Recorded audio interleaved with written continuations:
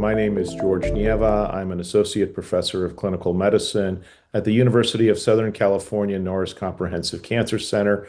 And I'm so excited to be talking to you about some of the recent developments in lung cancer at the ASCO meeting in 2025.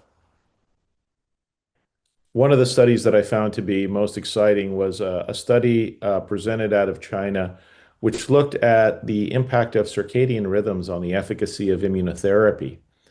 The central finding of the study was that patients who received immunotherapy in the early part of the day, where the infusion was completed prior to 3 p.m., had a better survival than patients who received immunotherapy later in the day. And this was statistically significant. It was highly impactful for the patient population, with a median overall survival of 33 months uh, in the patients who received early immunotherapy, compared with 19 and a half months for the patients who received later immunotherapy. Uh, this study is really impactful because I think we really don't understand enough about circadian rhythms and cancer therapeutics in general. And I think it's incredibly insightful that this study was done in the first place. This is one of those factors that can really impact patient survival at essentially no cost. It just means that we have to move our drug administration to earlier in the day. So I'm very excited that the study was done. Clearly, there are differences in T cell and B cell functioning that can be detected according to time of day. And I think drug administration, which is optimized to take advantage of these differences, is obviously going to be important. Now, there are a lot of logistical questions that people raised with the study. Because monoclonal antibodies have a very long half-life, I think people have a hard time understanding why time of administration should matter. Because if the drug is around for 3 weeks, it's around for 3 weeks, day and night. The specific time of administration theoretically wouldn't matter if it was based on plasma levels. And I think that's really the fundamental question here is, do plasma levels really reflect the levels that are being seen in the tumor, as the drug, when it's administered, has an initial distribution throughout the body? And I think this is a very difficult question to answer, but one that I think the scientific community needs to answer moving forward if we're going to have the best care for our patients.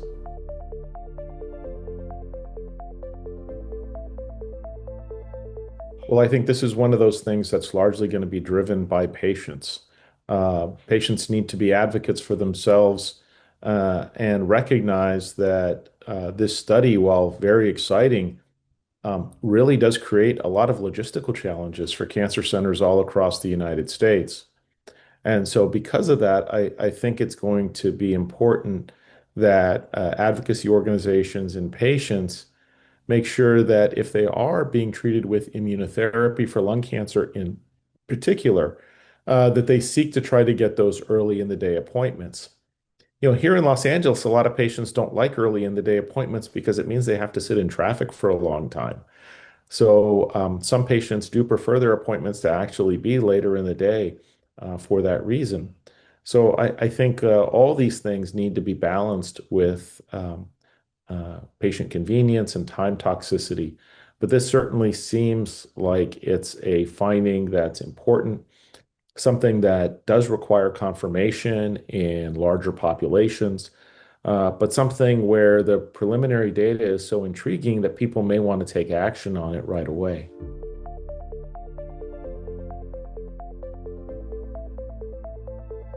Well, one of the things that was very exciting was the volume of abstracts coming out of China, the quality of the abstracts that are coming out.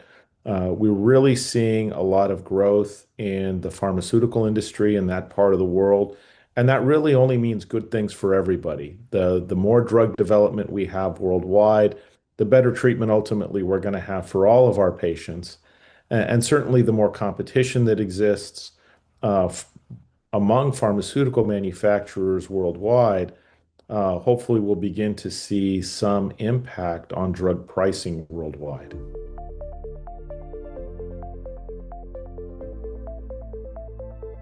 Some of the things that we're hoping to see are going to be uh, more work being done with antibody drug conjugates. We had a lot of disappointment at this year's ASCO with the Herthena study being negative in lung cancer. So I think as we begin to see more advances in engineering with antibody drug conjugates, better ability to deliver effective chemotherapies with them, and finding technologies to better deliver chemotherapy to tumors without having a lot of systemic effects, that will be very exciting moving forward. So far, I think antibody drug conjugates have shown a great deal of promise, but there have been a lot of disappointments along the way. And so we'll be looking to see for further refinements of the design of these complex immunotherapeutics to try to really get optimal outcomes for our cancer patients.